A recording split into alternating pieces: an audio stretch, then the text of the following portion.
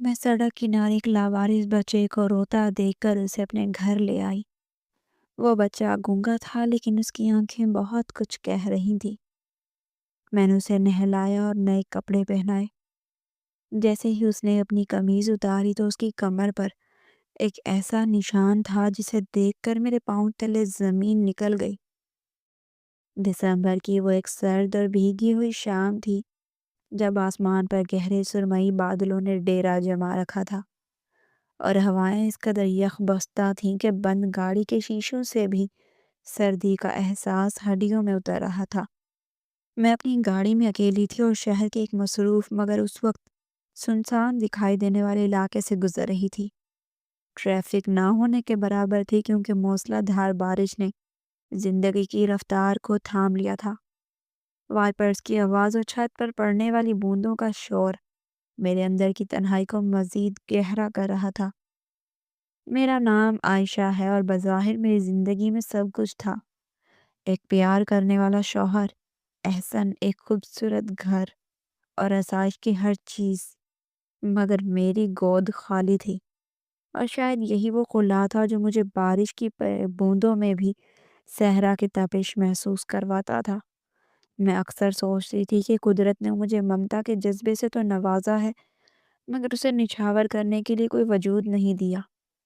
उसी अधेड़ बन में मैंने गाड़ी एक सिग्नल पर रोकी।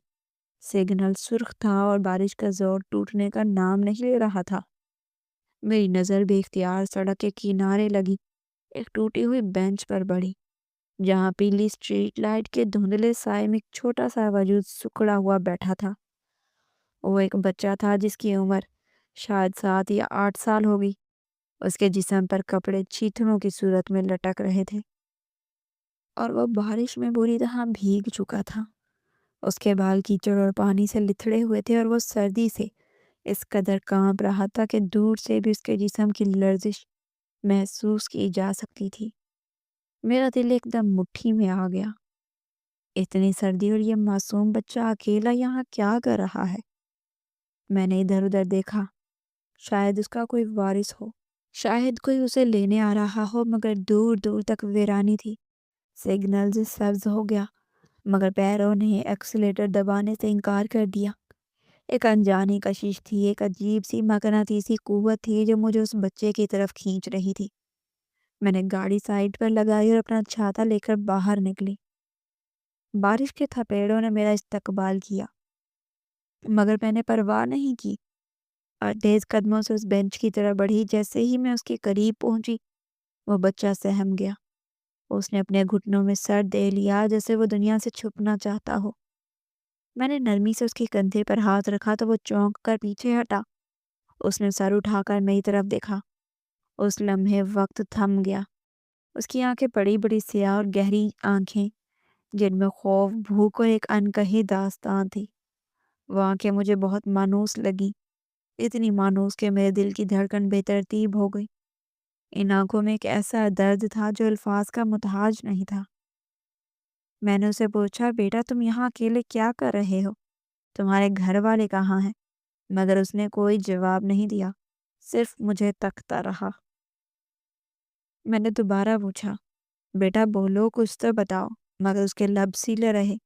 वो सिर्फ कांपता रहा और उसके दांत बजने की आवाज़ आ रही थी। मुझे एहसास हुआ कि वह बोल नहीं सकता, या शायद सर्दी और सदमे ने उसकी आवाज़ छीन ली है। मैं उसे वहाँ छोड़कर नहीं जा सकती थी। मेरा ज़मीर और मेरी ममता मुझे इजाज़त नहीं दे रही थी। मैंने अपना हाथ उसकी तरफ बढ़ाया और कहा, मेरे साथ चलो, मैं तुम्हें घर ले जाती हूँ, यहाँ तुम बीमार हो जाओगे। उसने पहले हिचकिचाहट से मेरा हाथ देखा, फिर मेरी आंखों में देखा। शायद उसे मेरी आंखों में कोई ऐसी सच्चाई नजर आई थी जिस पर वह भरोसा कर सके। उसने अपना छोटा सा ठंडा और मैला हाथ मेरे हाथ में दे दिया। उसका हाथ बर्फ की तरह सर्द था। मैंने जल्दी से उसे उठाया और गाड़ी की पिछली सीट पर बिठा दिया। गाड़ी का हीटर ऑन था और गर्म हवा ने उसे थोड़ा सुकून दे दिया। मैंने ड्राइविंग सीट संभाली और घर की तरफ चल पड़ी। रास्ते भर में बार बार रेयर वेव मिरर उसे देखती रही। वो सहमा हुआ बैठा था और बाहर गुजरती रोशनियों को घूर रहा था। उसका चेहरा मैल से अटा हुआ था مگر اس کے نقوش میں ایک عجیب سی جاذبیت تھی، ایک ایسی اپنائیت جو مجھے بے چین کر رہی تھی۔ گھر پہنچ کر میں نے گیٹ کھولا۔ احسن ابھی اب آفس سے واپس نہیں آئے تھے، وہ اکثر لیٹ ہو جاتے تھے۔ میں نے گاڑی پورچ میں کھڑی کی اور بچے کو لے کر اندر آ گئی۔ گھر کی گرم فضا نے مجھے بھی سکون دیا۔ میں نے ملازمہ کو آواز دی مگر یاد آیا کہ وہ آج چھٹی پر ہے۔ مجھے سب کچھ خود کرنا تھا۔ میں اسے لے کر سیدھا مہمان خانے میں گئی اور ہیٹر کے قریب بٹھا دیا۔ میں کچن میں گئی اور گرم دودھ اور کچھ بسکٹ لے آئی۔ وہ شاید کئی دنوں کا بھوکا تھا۔ اس نے دودھ کا گلاس دونوں ہاتھوں سے تھاما اور ایک ہی سانس میں پی گیا۔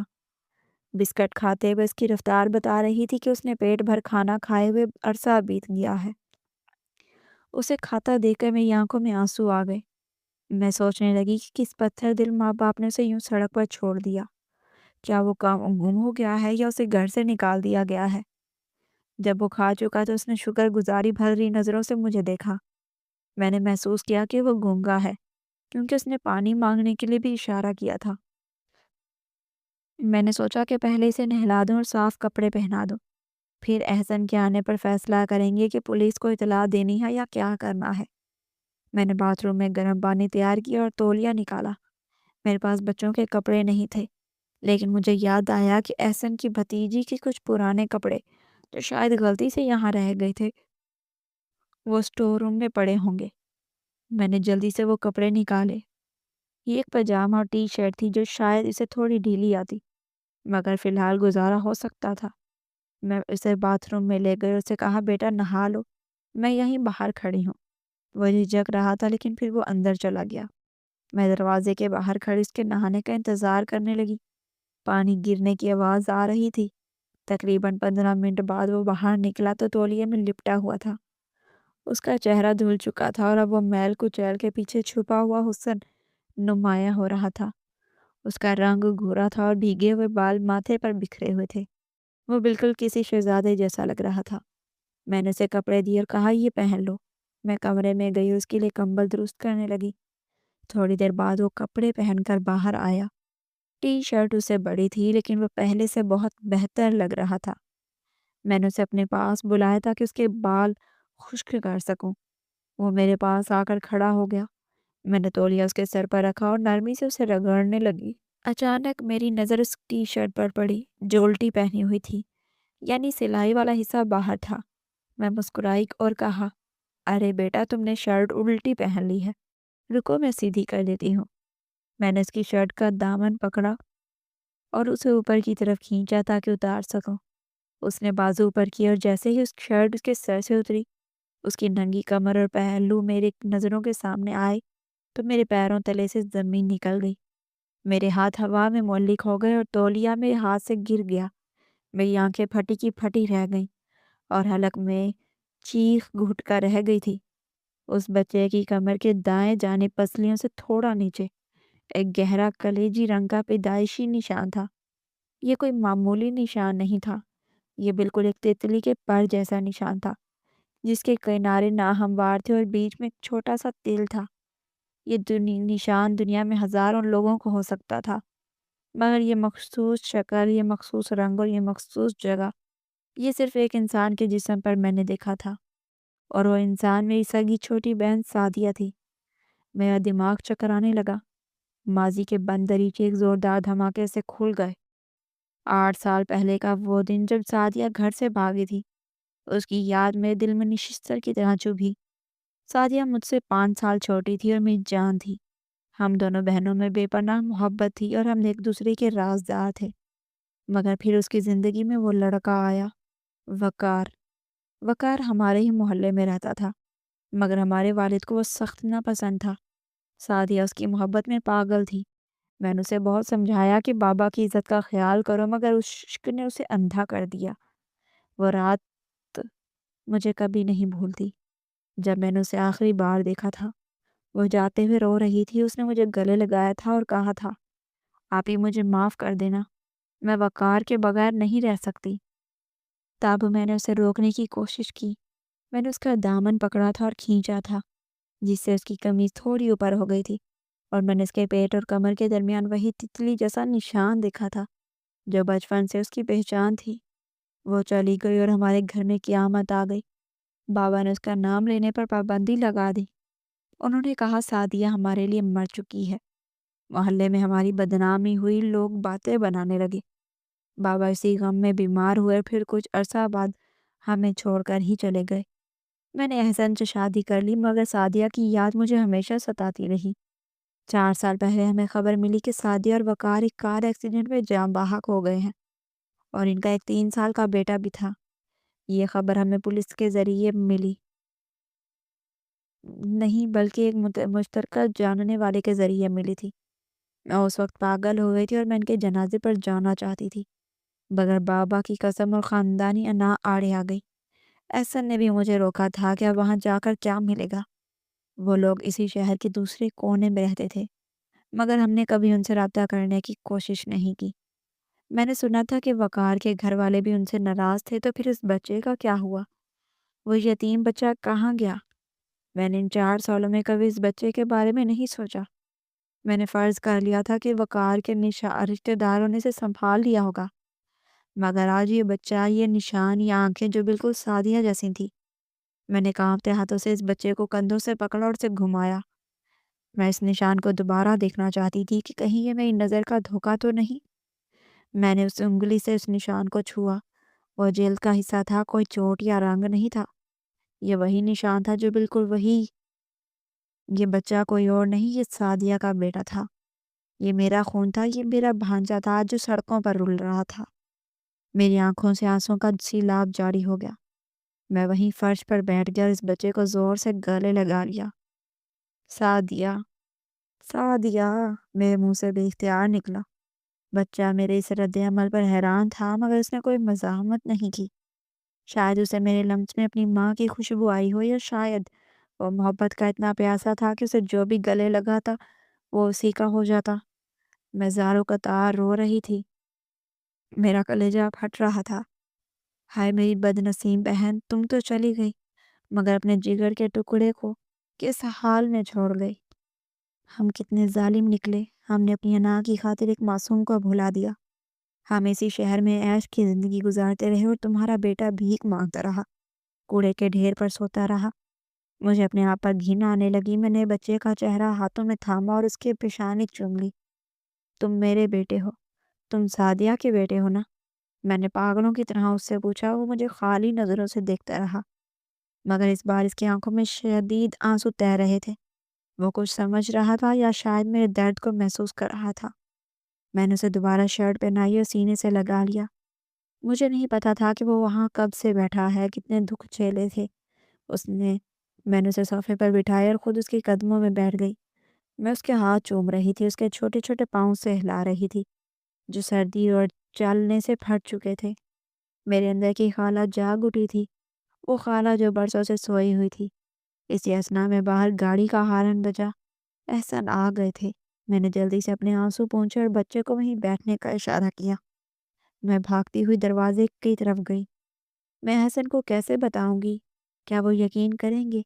کیا وہ اس بچے کو قبول کریں گے؟ احسن اندر داخل ہوا، وہ تھکے ہوئے لگ رہے تھے۔ انہوں نے اپنا کوٹ اتارا اور میری سجی ہوئی آنکھیں دیکھ کر چونک گئے۔ عائشہ، کیا ہوا؟ تم رو رہی ہو؟ خیریت تو ہے؟ ان کا لہجہ فکر مند تھا۔ میں نے ان کا ہاتھ پکڑا اور انہیں مہمان خانے کی طرف لے گئی۔ احسن میرے ساتھ آئے، مجھے آپ کو کچھ دکھانا ہے، نہیں کچھ بتانا ہے۔ میری آواز کانپ رہی تھی۔ احسن حیرانی سے میرے ساتھ چلے۔ جب ہم کمرے میں داخل ہوئے تو وہ بچہ وہیں صوفے پر بیٹھا تھا۔ احسن اسے دیکھ کر ٹھٹک گئے۔ یہ بچہ کون ہے عائشہ، اور یہ یہاں کیا کر رہا ہے؟ انہوں نے سوالیہ نظروں سے مجھے دیکھا اور میں نے گہری سانس لی اور کہا، احسن یہ کوئی عام بچہ نہیں ہے، یہ سعدیہ کا بیٹا ہے۔ احسن کے چہرے پر رنگ اڑ گئے، وہ ساکت ہو گئے۔ سعدیہ تمہاری بہن؟ لیکن وہ تو، اور تمہیں کیسے پتا؟ تم نے تو اسے کبھی دیکھا بھی نہیں۔ احسن کو یقین نہیں آ رہا تھا۔ میں نے روتے ہوئے بتایا، احسن میں نے اسے سڑک کنارے دیکھا اور گھر لے آئی۔ جب میں نے اسے کپڑے بدلانے کے لیے قمیض اتاری تو اس کی کمر پر وہی نشان ہے احسن، بالکل وہی نشان جو سعدیہ کی کمر پر تھا۔ تیتلی جیسا نشان۔ یہ خاندانی نشان نہیں ہے، یہ صرف سعدیہ کو تھا، اور اب اس کے بیٹے کو ہے، اور اس کی آنکھیں دیکھیں، یہ بالکل سعدیہ جیسی ہیں۔ میرا دل گواہی دے رہا ہے کہ یہ وہی ہے۔ احسن آہستہ آہستہ بچے کی طرف بڑھے۔ بچہ انہیں دیکھ کر تھوڑا سہم گیا۔ احسن نے جھک کر غور سے بچے کو دیکھا، پھر انہوں نے میری طرف دیکھا۔ عائشہ جذبات میں مت آؤ، ایک نشان کا ملنا اتفاق بھی ہو سکتا ہے، میں نے تڑپ کر کہا۔ نہیں احسن، یہ اتفاق نہیں ہے، یہ خون کی کشش ہے جو مجھے اس تک لے گئی۔ اتنے سالوں بعد اس کا یوں ملنا کوئی معمولی بات نہیں ہے۔ اللہ نے اسے مجھ سے ملوایا ہے۔ آپ خود سوچیں، سعدیہ اور وقار کے مرنے کے بعد یہ بچہ کہاں گیا؟ ہم نے کبھی پتہ نہیں کیا نا۔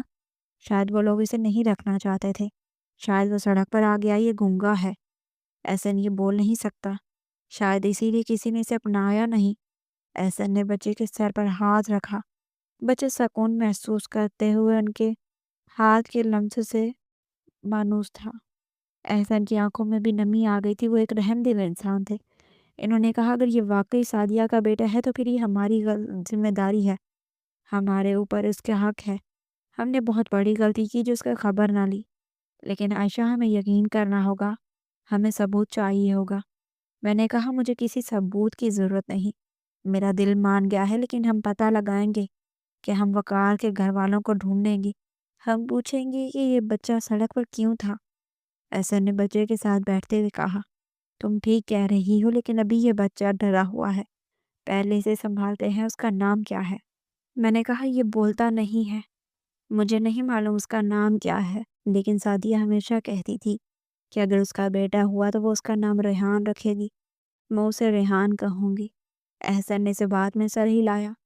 ٹھیک ہے، آج سے یہ ہمارے پاس رہے گا، کل صبح ہم اس کی حقیقت جاننے کی کوشش کریں گے، لیکن فی الحال اسے آرام کی ضرورت ہے۔ میں نے احسن کو گلے لگا لیا، مجھے ان سے اسی ساز کی امید تھی۔ ریحان ہمیں دیکھ رہا تھا، اس کی آنکھوں میں اب خوف کم اور حیرت زیادہ تھی۔ شاید اسے زندگی میں پہلی بار دو لوگ ایسے ملے تھے جو اسے دھتکار نہیں رہے تھے بلکہ اسے اپنا رہے تھے۔ میں نے ریحان کو اپنے ساتھ والے کمرے میں سلانے کا انتظام کیا۔ وہ اتنا تھکا ہوا تھا کہ بستر پر لیٹتے ہی سو گیا۔ میں اور احسن دیر تک اسی کے سرہانے بیٹھے رہے۔ میں اس کی معصوم چہرے کو تکتی رہی جس میں مجھے اپنی بہن کی جھلک نظر آ رہی تھی۔ میرے دل میں ہزاروں سوال تھے کہ 8 سال پہلے گھر سے بھاگنے والی سعدیہ کن حالات میں گزر رہی ہوگی، اس کے مرنے کے بعد اس بچے پر کیا گزری، وقار کا خاندان کہاں ہے، اور سب سے بڑھ کر یہ بچہ گونگا پیدائشی ہے یا حالات نے اس کی زبان چھین لی ہے۔ باہر بارش تھم چکی تھی، مگر میرے اندر سوالوں کا طوفان برپا تھا۔ میں نے تہیہ کر لیا تھا کہ کل سورج نکلتے ہی میں اس راز کی تہہ تک جاؤں گی۔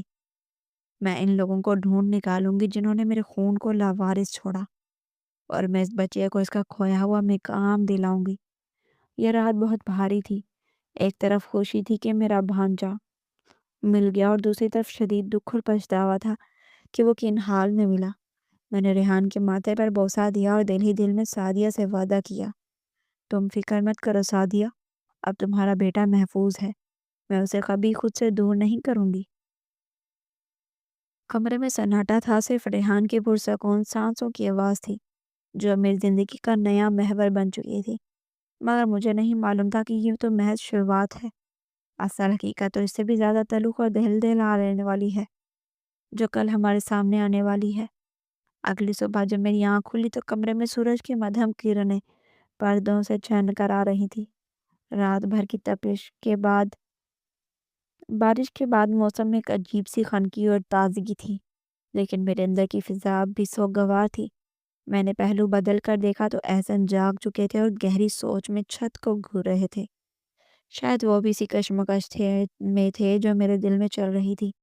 تبھی میں نے آہستگی سے بستر چھوڑا اور دبے پاؤں اسی کمرے کی طرف گئی جہاں میں نے ریحان کو سلایا تھا۔ دروازہ نیم وا تھا، میں نے جھانک کر دیکھا تو وہ ابھی تک سو رہا تھا۔ وہ بالکل سکڑا ہوا تھا، جیسے ماں کے پیٹ میں بچہ ہوتا ہے۔ اس کے معصوم چہرے پر نیند بھی ایک اداسی تھی، لیکن وہ پرسکون لگ رہا تھا، شاید اسے عرصے بعد جا کر نرم بستر اور گرم کمبل نصیب ہوا تھا۔ میں اس کے پاس جا کر ٹھہر گئی اور جی بھر کر اسے دیکھا۔ اس کے نقوش میں سعدیہ کی جھلک اتنی نمایاں تھی کہ میرا دل پھر سے بھر آیا۔ اس کی لمبی پلکیں، اس کی ناک کی ساخت، سب کچھ میری بہن جیسا تھا۔ میں نے آہستہ سے اس کے ماتھے پر ہاتھ رکھا تو وہ ہڑبڑا کر جاگ گیا۔ اس نے خوف زدہ ہو کر ادھر ادھر دیکھا، پھر مجھے دیکھ کر اس کی آنکھوں میں پہچان کی ایک چمک ابھری۔ وہ فوراً اٹھ کر بیٹھ گیا اور اپنے دونوں ہاتھ جوڑ لیے، جیسے مجھ سے معافی مانگ رہا ہو، یا شاید یہ اس کی عادت بن چکی تھی کہ جاگتے ہی کسی کے غضب سے بچنے کی التجا کرے۔ میرا دل گھٹ گیا۔ میں نے اس کے ہاتھ تھام لی اور پیار سے کہا، نہیں بیٹا، ڈرو مت، یہ تمہارا گھر ہے، میں تمہاری خالہ ہوں، تمہاری ماں جیسی۔ حالانکہ وہ یہ رشتہ سمجھ نہیں سکتا تھا، لیکن میرے لہجے کی نرمی نے اسے پرسکون کر دیا۔ میں اسے کچن میں لے کر گئی۔ احسن بھی وہیں آ گئے تھے۔ ریحان احسن کو دیکھ کر تھوڑا دھچکا، لیکن احسن نے مسکرا کر اسے گڈ مارننگ کہا اور اسے کرسی پر بٹھایا۔ میں نے اس کے لیے ایک انڈا پراٹھا اور دودھ بنایا۔ وہ جس طرح کھا رہا تھا اور نوالا اس کے ساتھ، اس کی آنکھوں میں شکر گزاری تھی۔ ناشتے کے بعد ہماری ملازمت سغرا آ گئی، جو کل چھٹی پر تھی۔ وہ ریحان کو دیکھ کر حیران ہوئی، لیکن میں نے اسے مختصر بتا دیا کہ یہ مہمان بچہ ہے اور اس کا خاص خیال رکھنا ہے۔ میں اور احسن تیار ہو کر نکلنے لگے۔ ہمارا مشن واضح تھا، ہمیں اس ماضی کو کھودنا تھا جسے ہم نے 8 سال پہلے دفن کر دیا تھا۔ ہمیں یہ جاننا تھا کہ وقار کا خاندان کہاں ہے اور سعدیہ کے مرنے کے بعد اس بچے کے ساتھ کیا ہوا۔ سب سے پہلے ہم نے اس مشترکہ جاننے والے چاچا مجید کے گھر کا رخ کیا، جنہوں نے ہمیں 4 سال پہلے سعدیہ کی موت کی خبر دی تھی۔ چاچا مجید ہمارے پرانے محلے میں ہی رہتے تھے اور وہ میرے والد کے دوست تھے۔ ان کا گھر ڈھونڈنے میں زیادہ مشکل نہیں ہوئی۔ جب ان کے گھر پہنچے تو وہ ہمیں دیکھ کر حیران رہ گئے۔ اتنے سالوں بعد ملاقات ہوئی تھی۔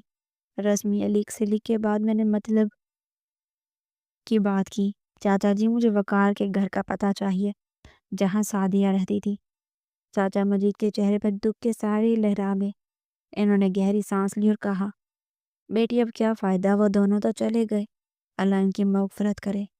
میں نے کہا، چاچا جی مجھے بہت ضروری کام ہے، پلیز بتا دیں۔ انہوں نے ایک پرانی ڈائری سے دے کر ہمیں ایک پتہ دیا، جو شہر کی ایک گنجان آباد اور قدرے پسماندہ علاقے کا تھا۔ چاچا نے یہ بھی بتایا کہ وقار ایک شریف لڑکا تھا۔ بیٹی اس نے سعدیہ کو بہت خوش رکھا تھا، لیکن وقار کا بڑا بھائی جاوید اور اس کی بیوی شگفتہ، وہ لوگ کچھ ٹھیک نہیں ہیں، لالچی قسم کے لوگ ہیں۔ مجھے ڈر ہے کہ سعدیہ کی زندگی ان لوگوں کی وجہ سے اجیرن ہو گئی۔ یہ سن کر میرا ماتھا ٹھنڈا۔ اگر وقار کا بھائی لالچی تھا تو پھر ریحان کا سڑک پر ہونا سمجھ میں آتا تھا۔ ہم نے چاچا سے اجازت لی اور اس پتے کی طرف روانہ ہو گئے۔ راستہ کافی لمبا اور دشوار تھا۔ شہر کی چکا چوند سے دور یہ علاقہ تنگ گلیوں اور ٹوٹی پھوٹی سڑکوں پر مشتمل تھا، جہاں سیوریج کا پانی گلیوں میں کھڑا تھا اور بجلی کی تاروں کے گچھے لٹک رہے تھے۔ گاڑی بڑی مشکل سے ان گلیوں میں داخل ہوئی۔ لوگ مڑ مڑ کر ہماری گاڑی کو دیکھ رہے تھے، کیونکہ یہاں ایسی گاڑیاں کم ہی آتی تھیں۔ میرا دل گھبرا رہا تھا کہ میری پھول جیسی بہن اس ماحول میں کیسی رہی ہوگی۔ اس نے محبت کی خاطر اپنی آسائشیں چھوڑ دی تھی۔ آخر کار ہم مطلوبہ مکان نمبر کے سامنے پہنچے۔ یہ ایک پرانا سا چھوٹا مکان تھا جس کا پلستر جھڑ گیا تھا، لیکن گیٹ نیا اور مضبوط لگا ہوا تھا، جو بتا رہا تھا کہ مکینوں کے پاس کچھ نہ کچھ پیسہ ضرور آیا ہے۔ احسن نے گاڑی سائڈ پر لگائی اور ہم دونوں باہر نکلے۔ میں نے کانپتے ہاتھوں سے دروازے کی گھنٹی بجائی۔ تھوڑی دیر بعد ایک کرخت آواز آئی، کون ہے؟ اور پھر دروازہ کھلا۔ سامنے ایک ادھیڑ عمر کا شخص کھڑا تھا، جس کا رنگ کالا اور چہرے پر چیچک کے داغ تھے۔ اس نے میلے کپڑے پہنے ہوئے تھے اور منہ میں پان تھا۔ یہ یقیناً جاوید تھا، وقار کا بڑا بھائی۔ اس نے ہمیں سر سے پاؤں تک دیکھا اور روکھے انداز میں پوچھا، جی کس سے ملنا ہے؟ احسن نے آگے بڑھ کر کہا، ہم وقار صاحب کے بارے میں بات کرنے آئے ہیں، ہم سعدیہ کے رشتہ دار ہیں۔ سعدیہ کا نام سنتے ہی جاوید کے چہرے پر ناگواری اور کچھ گھبراہٹ کے تاثرات ابھرے۔ اس نے فوراً دروازہ بند کرنے کی کوشش کی، لیکن احسن نے ہاتھ رکھ کر دروازہ روک لیا۔ دیکھیں، ہم لڑنے نہیں آئے، صرف کچھ معلومات چاہیے، ہمیں اندر آنے دیں ورنہ ہم پولیس کے ساتھ بھی آ سکتے ہیں۔ پولیس کا نام سن کر جاوید ڈھیلا پڑ گیا اور بڑبڑاتے ہوئے دروازہ کھول دیا۔ آ جاؤ بھائی آ جاؤ، ویسے تو اب کچھ بچا نہیں ہے بات کرنے کو۔ ہم اندر داخل ہوئے تو اندر کا منظر باہر سے مختلف تھا۔ صحن چھوٹا تھا، لیکن کمروں میں ٹائلز لگی ہوئی تھی اور فرنیچر بھی نیا رکھا ہوا تھا۔ ایک عورت جو یقیناً شگفتہ تھی باورچی خانے سے نکلی۔ اس نے بھاری میک اپ کر رکھا تھا اور ہاتھوں میں سونے کی چوڑیاں تھیں جو شاید نکلی تھیں یا پھر سعدیہ کی ہو سکتی تھیں۔ یہ خیال آتے ہی میرا خون کھول اٹھا۔ ہم ڈرائنگ روم میں بیٹھے، جاوید اور شگفتہ ہمارے سامنے بیٹھ گئے۔ فضا میں ایک عجیب سا تناؤ تھا۔ میں نے ہمت کر کے بات شروع کی۔ ہمیں معلوم ہے کہ سعدیہ اور وقار کا انتقال ہو چکا ہے۔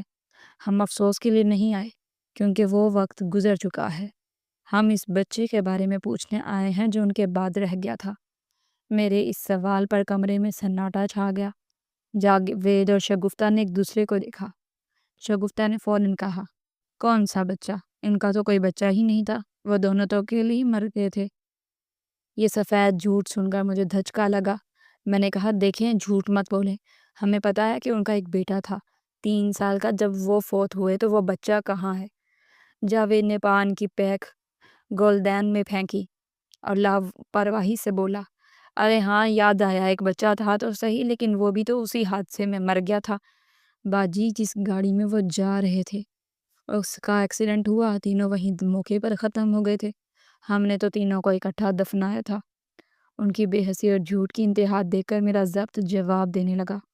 میں نے اپنا فون نکالا اور ریحان کی وہ تصویر جو میں نے صبح ناشتے کے وقت لی تھی ان کے سامنے رکھ دی۔ اگر وہ مر گیا تھا تو یہ کون ہے؟ تصویر دیکھتے ہی شگفتہ کے منہ سے چیخ نکل گئی اور جاوید کی آنکھیں پھٹی کی پھٹی رہ گئیں۔ وہ دونوں ایسے سکتے میں آ گئے جیسے کوئی بھوت دیکھ لیا ہو۔ شگفتہ ہکلائی، یہ تو ریحان ہے۔ اس نے نام لے کر تصدیق کر دی تھی کہ وہ بچے کو پہچانتی ہے۔ احسن نے فوراً بات پکڑی، تو آپ مانتی ہیں کہ یہ ریحان ہے اور وہ زندہ ہے؟ ابھی تو آپ کہہ رہے تھے کہ وہ مر گیا ہے۔ جاوید نے سنبھلنے کی کوشش کی، نہیں، میرا مطلب ہے کہ یہ تو اس جیسا لگ رہا ہے۔ ہمیں کیا پتا یہ کون ہے؟ ہم نے تو اسے سالوں پہلے… وہ جملہ مکمل کرتے کرتے رک گیا۔ میں نے غصے سے کہا، سالوں پہلے کیا کیا تم لوگوں نے اس معصوم کے ساتھ؟ سچ بتاؤ ورنہ میں ابھی انسپیکٹر کو کال کر رہی ہوں اور اغوا کا پرچہ کٹواؤں گی تم لوگوں پر۔ احسن نے بھی سخت لہجہ اپنایا۔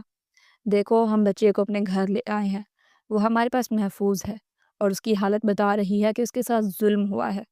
اگر تم لوگوں نے سچ نہ بتایا تو ہم سیدھا عدالت جائیں گے اور پھر تمہاری یہ کوٹھی اور یہ جائیداد سب نیلام ہو جائے گی، کیونکہ قانونی طور پر وہ بچہ اس گھر کا وارث ہے۔ جائیداد کے جانے کا ڈر ان کے لیے سب سے بڑا ڈر تھا۔ شگفتہ رونے لگی اور جاوید نے سر جھکا لیا۔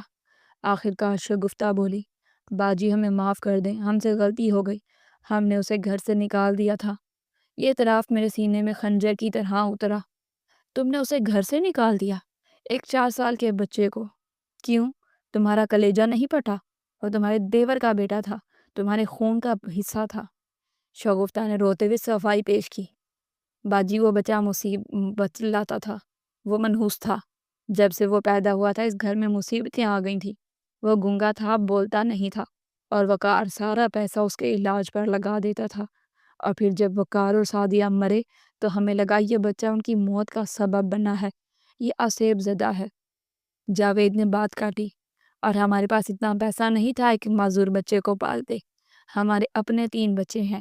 وقار تو کچھ چھوڑ کر ہی نہیں گیا تھا، بس یہ ٹوٹا ہوا مکان تھا، ہم اس پر بوجھ نہیں ڈال سکتے تھے، اسی لیے ہم نے اسے دور کے مزار پر چھوڑ دیا تھا تاکہ کوئی اسے لے جائے اور پال لے۔ ہمیں نہیں پتا تھا کہ وہ سڑکوں پر رل جائے گا۔ ان کی باتیں سن کر میرا دل چاہ رہا تھا کہ ان دونوں کا گلا گھونٹ دوں۔ غربت اور جہالت نے انہیں جانور بنا دیا تھا۔ انہوں نے ایک معصوم کو جس کی ماں مر چکی تھی صرف اس لیے پھینک دیا کہ وہ بول نہیں سکتا تھا اور ان کے بقول منحوس تھا۔ میں نے پوچھا، اور سعدیہ کا زیور، اس کا حصہ، وہ سب کہاں ہے؟ جاوید چپ رہا، مگر احسن نے دیواروں اور فرنیچر کی طرف اشارہ کیا۔ وہ سب اس گھر کی مرمت اور ان کے عیش میں لگ گیا۔ مجھے اب ان لوگوں سے گھن آ رہی تھی۔ مجھے ریحان کے سڑک ہونے پر وجہ مل گئی۔ اس کے اپنے چچا اور چچی نے اسے دھتکارا تھا۔ میں نے کھڑے ہوتے ہوئے کہا، تم لوگ انسان کہلانے کے لائق نہیں ہو، تم نے ایک یتیم کا مال کھایا ہے اور اسے در بدر کیا۔ اللہ تمہیں کبھی معاف نہیں کرے گا۔ شکر کرو کہ وہ مجھے مل گیا، ورنہ قیامت کے دن تم سعدیہ کو کیا منہ دکھاتے؟ جاوید نے منت کرتے ہوئے کہا، باجی پلیز پولیس کو مت بتانا، ہم بدنام ہو جائیں گے۔ آپ بچے کو لے جائیں، ہم اس کا کوئی خرچ نہیں مانگیں گے، بس ہمیں بخش دیں۔ احسن نے نفرت سے کہا، ہمیں تم سے کچھ نہیں چاہیے اور نہ ہی اس بچے کو تمہاری ضرورت ہے، لیکن یاد رکھنا اس مکان میں جو تم رہ رہے ہو یہ اسی یتیم کا حق ہے اور ہم اسے قانونی طور پر واپس لیں گے۔ اب تم لوگ عدالت کا انتظار کرو۔ ہم وہاں سے نکل آئے، میرا دل بھاری تھا مگر دماغ صاف ہو چکا تھا۔ گاڑی میں بیٹھ کر میں پھوٹ پھوٹ کر رو دی۔ احسن وہ لوگ کتنے ظالم ہیں، انہوں نے میرے پھول جیسے بچے کو منحوس کہہ کر پھینک دیا۔ وہ 4 سالوں سے کیسے جی رہا ہوگا، کیسے اس نے سردی گرمی میں برداشت کی ہوگی۔ احسن نے گاڑی چلاتے ہوئے میرا ہاتھ تھاما، تسلی دی۔ عائشہ اب وہ محفوظ ہے اور اب وہ ہمارے پاس ہے۔ ماضی گزر گیا، اب ہم اس کا مستقبل سنواریں گے۔ ہم گھر پہنچے تو ریحان سگنا کے پاس کچن میں بیٹھا تھا۔ ہمیں دیکھتے ہی وہ بھاگ کر میرے پاس آیا اور میری ٹانگوں سے لپٹ گیا، جیسے اسے ڈر ہو کہ ہم اسے دوبارہ وہیں چھوڑ آئے ہیں۔ میں نے اسے گود میں اٹھا لیا اور دیوانہ وار چومنے لگی۔ نہیں میرے بچے، نہیں، اب تمہیں کوئی کہیں نہیں بھیجے گا، یہ گھر تمہارا ہے، میں تمہاری ماں ہوں۔ ریحان نے اپنے ننھے ہاتھوں سے میرے آنسو پونچھے۔ اس کی آنکھوں میں ایک سوال تھا جو میں سمجھ رہی تھی۔ وہ پوچھنا چاہ رہا تھا کہ ہم کہاں گئے تھے، مگر میں اسے ابھی یہ نہیں بتا سکتی تھی کہ ہم ان درندوں سے مل کر آئے ہیں جنہوں نے اس کی زندگی جہنم بنا دی تھی۔ رات کو جب میں ریحان کو سلا رہی تھی تو میری نظر دوبارہ اس کی کمر کے نشان پر گئی۔ وہ نشان اب مجھے صرف ایک پیدائشی علامت نہیں بلکہ اس کے دکھوں کا استعارہ لگ رہا تھا۔ تتلی جو اڑنا چاہتی تھی مگر دنیا نے اس کے پر نوچ لیے تھے۔ لیکن ابھی ایک سوال باقی تھا جو مجھے بے چین کر رہا تھا۔ جاوید نے کہا تھا کہ ریحان پیدائشی گنگا تھا اور وقار اس کا علاج کرواتا تھا، لیکن سعدیہ نے تو کبھی اپنے خطوں میں یا فون پر جب وہ شروع میں کہتی تھی ذکر نہیں کیا تھا کہ اس کا بیٹا گنگا ہے، اور اگر وہ پیدائشی گنگا تھا تو وہ میری باتوں پر رد عمل کیسے دیتا تھا؟ وہ سنتا تھا تو بالکل ٹھیک، اور تو پھر بولتا کیوں نہیں؟ کیا یہ کوئی نفسیاتی صدمہ ہے یا واقعی کوئی جسمانی نقص؟ اور سعدیہ کے مرنے کی اصل وجہ کیا تھی؟ کیا واقعی وہ حادثہ تھا یا ان لالچی رشتہ داروں کی کوئی کارستانی؟ مجھے لگا کہ کہانی ابھی ختم نہیں ہوئی، ابھی کچھ راز باقی ہیں جو صرف ریحان کے سینے میں دفن ہے، اور جنہیں جاننے کے لیے مجھے اس کی آواز بننا پڑے گا۔ میں نے فیصلہ کیا کہ کل میں اسے شہر کے بہترین چائلڈ اسپیشلسٹ اور سائیکیٹرسٹ کے پاس لے کر جاؤں گی۔ مجھے جاننا تھا کہ اس کی خاموشی کے پیچھے کیا راز ہے، اور کہیں اس کی خاموشی ہی تو ان ظالموں کا سب سے بڑا ہتھیار نہیں تھی۔ باہر رات گہری ہو چکی تھی اور میرا عزم مزید پختہ ہو چکا تھا۔ یہ جنگ اب صرف اس کی پرورش کی نہیں تھی بلکہ اسے انصاف دلانے کی بھی تھی، اور اس جنگ کا اگلا مرحلہ ڈاکٹر کا کلینک تھا، جہاں شاید ہمیں وہ سراغ ملتا جو جاوید اور شگفتہ کی باتوں سے بھی زیادہ خوفناک ہو۔ اگلا پورا ہفتہ ہماری زندگی کا ایک نیا امتحان بن کر آیا۔ ہم ریحان کو شہر کے سب سے بڑے ماہر نفسیات اور ENT اسپیشلسٹ کے پاس لے کر گئے۔ ڈاکٹرز نے کئی گھنٹے ریحان کا معائنہ کیا، مختلف ٹیسٹ کیے، اور اس دوران میرا دل پر ہر لمحہ دعا کرتا رہا کہ کاش میرے بچے کی آواز واپس آ جائے، کاش وہ مجھے ایک بار خالہ یا ماں کہہ کر پکار لے۔ ڈاکٹرز کے پینل نے جو رپورٹ دی وہ ہمارے لیے حیران کن بھی تھی اور امید افزا بھی۔ ڈاکٹر نے ہمیں اپنے کیبن میں بلایا اور مسکراتے ہوئے کہا، مسز احسن، خوشخبری یہ ہے کہ آپ کا بھانجا جسمانی طور پر بالکل صحت مند ہے، اس کے ووکل کارڈز یعنی بولنے کے اعضاء میں کوئی نقص نہیں ہے، اور نہ ہی یہ پیدائشی گنگا ہے، یہ سن سکتا ہے اور سمجھ بھی سکتا ہے۔ یہ سن کر میری خوشی کا کوئی ٹھکانہ نہ رہا۔ میں نے بے اختیار احسن کا ہاتھ دبا دیا، لیکن ڈاکٹر کا اگلا جملہ سنجیدہ تھا۔ لیکن مسئلہ نفسیاتی ہے، اسے سلیکٹیو موٹیزم کہتے ہیں۔ یہ بچہ کسی شدید صدمے یا خوف کی وجہ سے اپنی آواز کھو بیٹھا ہے، یا اس نے لاشعوری طور پر بولنا چھوڑ دیا ہے، کیونکہ شاید اسے لگا کہ اس کی بات سننے والا کوئی نہیں ہے۔ اس کے ذہن پر کوئی ایسا بوجھ ہے جس نے اس کی زبان کو تالا لگا دیا ہے۔ ابھی آپ کی محبت اور توجہ ہے جو اس تالے کو کھول سکتی ہے۔ دوا سے زیادہ اسے یقین کی ضرورت ہے۔ ہم ریحان کو لے کر گھر آ گئے۔ اب ہمارا مشن بدل چکا تھا۔ اب اسے صرف پالنا نہیں تھا بلکہ اس کی کھوئی ہوئی آواز کو واپس لانا تھا۔ میں نے گھر کا ماحول بالکل بدل دیا۔ میں سارا دن ریحان کے ساتھ باتیں کرتی، حالانکہ وہ جواب نہیں دیتا تھا۔ صرف سنتا رہتا تھا۔ میں اسے کہانیاں سناتی، اسے اپنی اور سعدیہ کی بچپن کی شرارتیں بتاتی۔ میں اسے بتاتی کہ اس کی ماں کیسی تھی، وہ کیا پہنتی تھی، کیا کھاتی تھی۔ جب میں سعدیہ کا ذکر کرتی تو ریحان کی آنکھوں میں ایک عجیب سی چمک آ جاتی۔ وہ بڑے غور سے میری باتیں سنتا اور کبھی کبھی اس کے ہونٹوں پر ہلکی سی مسکراہٹ آ جاتی، جو میرے لیے دنیا کی سب سے بڑی دولت تھی۔ احسن بھی آفس سے جلدی آ جاتے اور ریحان کے لیے کھلونے لاتے۔ وہ اس کے ساتھ کرکٹ کھیلتے، اسے پارک لے کر جاتے۔ آہستہ آہستہ ریحان کا ڈر ختم ہونے لگا۔ وہ اب گھر میں آزادانہ گھومتا تھا۔ اس نے سغرا سے بھی دوستی کر لی تھی، لیکن اس کی زبان اب بھی خاموش تھی۔ وہ اشاروں سے بات کرتا یا لکھ کر سمجھانے کی کوشش کرتا۔ مجھے جاوید اور شگفتہ پر شدید غصہ آتا تھا، جنہوں نے ہمیں بتایا تھا کہ وہ پیدائشی گنگا ہے۔ انہوں نے یہ جھوٹ صرف اس لیے بولا تھا تاکہ وہ اپنے جرم پر پردہ ڈال سکے اور اسے گھر سے نکالنے کا جواز پیدا کر سکے کہ ایک معذور بچے کو کون پالے۔ ایک رات بارش بہت تیز ہو رہی تھی، بالکل ویسی ہی بارش جیسی اس رات تھی جب ریحان مجھے ملا تھا۔ بادل زور زور سے گرج رہے تھے اور بجلی چمک رہی تھی۔ ریحان اپنے کمرے میں تھا۔ مجھے خیال آیا کہ وہ ڈر نہ جائے۔ میں اس کے کمرے میں گئی تو دیکھا وہ کھڑکی کے پاس کھڑا باہر بارش کو دیکھ رہا تھا۔ کمرے میں اندھیرا تھا، صرف بجلی کی چمک سے روشنی ہو رہی تھی۔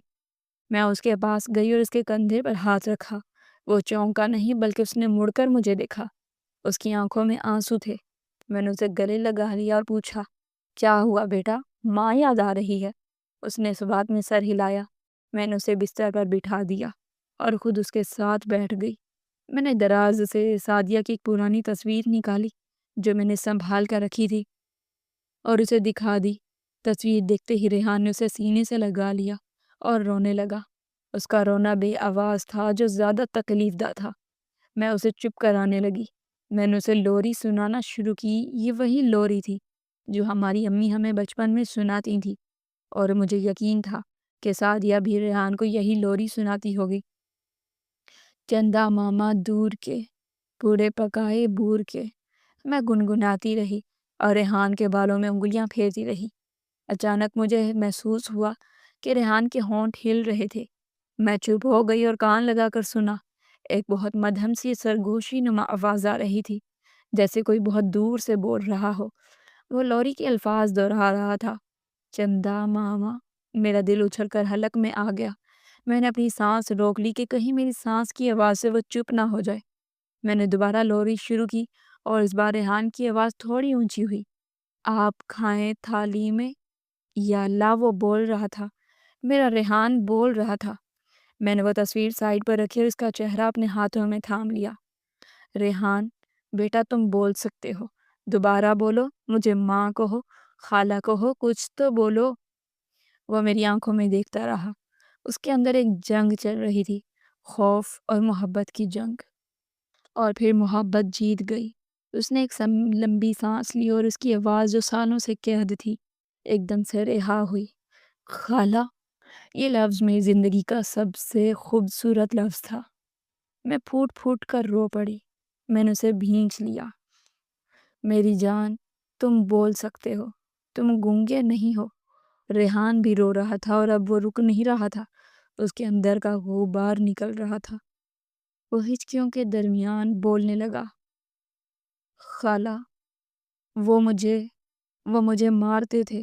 میں نے چونک کر اسے دیکھا۔ کون مارتا تھا میرے بچے کو؟ اس نے لرزتی آواز میں بتایا، چاچا اور چاچی۔ جب بابا اور مما کا ایکسیڈنٹ ہوا تھا تو میں بھی گاڑی میں تھا۔ مجھے چوٹ لگی تھی لیکن میں بچ گیا تھا۔ بابا اور مما خون میں تھے۔ میں رو رہا تھا، میں بہت رو رہا تھا۔ میں ان کو اٹھا رہا تھا لیکن وہ نہیں اٹھے۔ پھر چاچا آئے، انہوں نے مجھے کھینچ لیا۔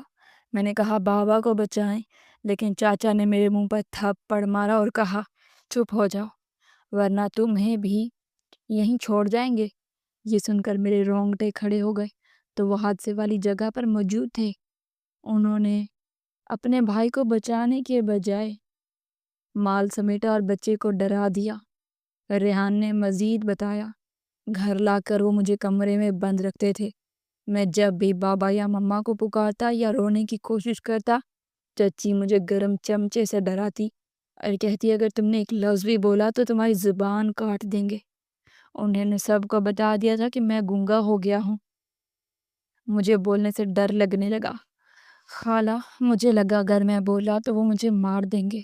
میں نے سوچا اگر میں چپ رہوں گا تو شاید وہ مجھے پیار کریں گے، لیکن انہوں نے مجھے نہیں رکھا۔ انہوں نے مجھے گاڑی میں بٹھایا اور بہت دور لے جا کر سڑک پر پھینک دیا۔ میں گاڑی کے پیچھے بھاگا۔ میں نے چیخنا چاہا لیکن میری آواز گلے میں پھنس گئی تھی۔ ریحان کی کہانی سن کر میرا خون کھول رہا تھا اور آنکھیں برستے بادلوں کی طرح تھی۔ اس معصوم بچے نے کتنا ظلم سہا تھا۔ وہ گنگا نہیں تھا، اسے خاموش کروا دیا گیا۔ اس کے اپنے خون نے اس کی آواز چھین لی تھی۔ وہ 4 سال تک اس خوف میں مبتلا رہا کہ اس کی آواز اس کی موت بن جائے گی، کیونکہ اس کی بات سننے والا کوئی نہیں تھا، اس کے آنسو پوچھنے والا کوئی نہیں تھا۔ لیکن آج اس نے بول کر اپنا خوف توڑ دیا۔ میں نے اسے اپنے سینے سے لگایا اور وعدہ کیا، اب تمہیں کوئی چپ نہیں کرائے گا۔ ریحان، اب تم جتنا چاہو بولو، جتنا چاہو رو، میں سنوں گی تمہاری۔ احسن پاپا سنیں گے۔ اسی وقت دروازہ کھلا اور احسن اندر آئے۔ شاید انہوں نے ہماری آوازیں سن لی تھی۔ انہوں نے ریحان کو بولتے ہوئے سنا تو وہ بھی جذباتی ہو گئے۔ وہ بھاگ کر آئے اور ریحان کو گلے لگا لیا۔ ریحان نے انہیں دیکھ کر کہا، پاپا۔ احسن کی آنکھوں سے آنسو چھلک پڑے۔ اس رات ہمارے گھر میں خوشی کا جشن تھا، ایک ایسی خوشی جو الفاظ میں بیان نہیں ہو سکتی تھی۔ اگلی صبح ریحان بالکل بدلا ہوا تھا۔ اس کے چہرے سے وہ وحشت اور اداسی ختم ہو چکی تھی۔ وہ سارا دن گھر میں بولتا پھرتا، سوال پوچھتا، اپنی باتیں بتاتا، جیسے وہ پچھلے 4 سالوں کی کسر نکال رہا ہو۔ لیکن ابھی ایک کام باقی تھا، انصاف کا کام، اور میں اور احسن ریحان کو لے کر پولیس اسٹیشن گئے اور انسپکٹر کو ساری حقیقت بتائی۔ ریحان نے خود اپنے بیان میں سب کچھ بتایا کہ کیسے اس کے چچا اور چچی نے اسے ڈرایا، دھمکایا اور پھر لاوارث چھوڑ دیا۔ پولیس نے فوراً ایکشن لیا اور ہمارے ساتھ جاوید کے گھر پہ چھاپا مارا۔ جاوید اور شگفتہ جو یہ شاید سمجھ بیٹھے تھے کہ ہم خاموش ہو گئے ہیں، پولیس کو دیکھ کر ہکا بکا رہ گئے۔ جب ریحان نے ان کے سامنے کھڑے ہو کر انگلی اٹھائی اور کہا، یہ وہ ہیں جنہوں نے مجھے گھر سے نکالا تھا، تو ان کو پیروں تلے سے زمین نکل گئی۔ وہ تو اسے گنگا سمجھتے تھے، انہیں یقین نہیں آ رہا تھا کہ وہ بول سکتا ہے۔ ان کا جھوٹ پکڑا گیا۔ پولیس نے انہیں گرفتار کر لیا۔ ان پر اغوا، بچے پر تشدد اور وراثت ہڑپ کرنے کے مقدمات درج ہوئے۔ عدالت نے فیصلہ سنایا اور وقار کا گھر اور جائیداد ریحان کے نام منتقل ہو گئے۔ جاوید اور شگفتہ کو جیل بھیج دیا گیا، جہاں وہ اپنے کیے کی سزا بھگت رہے تھے۔ لیکن ہمیں ان کی سزا سے زیادہ ریحان کے جزا کی خوشی تھی۔ ہم ریحان کو واپس اس گھر میں نہیں لے گئے کیونکہ وہاں اس کی بری یادیں وابستہ تھیں۔ ہم نے وہ گھر کرائے پر چڑھا دیا اور اس کی آمدنی ریحان کے نام بینک میں جمع کروانے لگے۔ ریحان ہمارے ساتھ ہمارے بیٹے کی طرح رہنے لگا۔ ہم نے اس کا داخلہ شہر کے بہترین سکول میں کروا دیا۔ وہ پڑھائی میں بہت اچھا تھا، اس کی ڈرائنگ بہت اچھی تھی۔ وہ اکثر تتلیوں کی تصویریں بناتا۔ شاید وہ اپنی پیدائشی نشان سے ایک لاشعوری تعلق محسوس کرتا تھا۔ وقت تیزی سے گزرنے لگا اور ریحان ہماری زندگی کا مرکز بن گیا۔ ایک دن میں نے ریحان کو نہلاتے ہوئے دیکھا کہ اس کی کمر کا وہ تتلی کا نشان اب بھی ویسا ہی گہرا اور واضح تھا۔ میں نے مسکرا کر اس نشان کو چوما۔ یہ نشان ہی تو وہ معجزہ تھا جس نے مجھے میرے خون تک پہنچایا۔ اگر یہ نشان نہ ہوتا تو شاید میں اسے ایک عام لاوارث بچہ سمجھ کر کسی یتیم خانے چھوڑ دیتی اور وہ کبھی اپنے پہچان نہ پا سکتا۔ یہ اللہ کی طرف سے ایک نشانی تھی، ایک ذریعہ تھا بچھڑوں کو ملانے کا۔ آج میں سوچتی ہوں کہ خون کی کشش کتنی عجیب ہوتی ہے، وہ ہزاروں میل دور سے بھی کھینچ لاتی ہے۔ سعدیہ تو چلی گئی لیکن وہ اپنی نشانی، اپنی پرچھائی میرے پاس چھوڑ گئی، ریحان کی شکل میں۔ ریحان اب بڑا ہو رہا تھا اور اس کی آواز گھر میں گونجتی ہے تو مجھے لگتا ہے کہ سعدیہ بول رہی ہے۔ کبھی کبھی جب وہ مجھے امی کہہ کر پکارتا ہے، کیونکہ اب وہ مجھے خالہ نہیں امی کہتا ہے، تو میرا دل سرشار ہو جاتا ہے۔ میں نے اپنی بہن کو کھویا تھا لیکن بدلے میں مجھے میرا بیٹا مل گیا۔ وہ بیٹا جو گنگا نہیں تھا، بس دنیا کی بے حسی نے اسے چپ کرا دیا تھا، اور جب اسے محبت ملی تو وہ بول پڑا۔ سچ ہے کہ محبت وہ زبان ہے جو گنگوں کو بھی گویائی بخش دیتی ہے اور مردہ دلوں کو بھی زندہ کر دیتی ہے۔ یہ میری کہانی ہے، میری بہن کی نشانی کی کہانی۔ اس تتلی کی کہانی جس نے اڑنا سیکھ لیا، ختم شد۔ اگر آپ سب کو یہ چینل پسند آیا اور یہ کہانی پسند آئی ہے تو چینل کو سبسکرائب لازمی کریں۔ شکریہ۔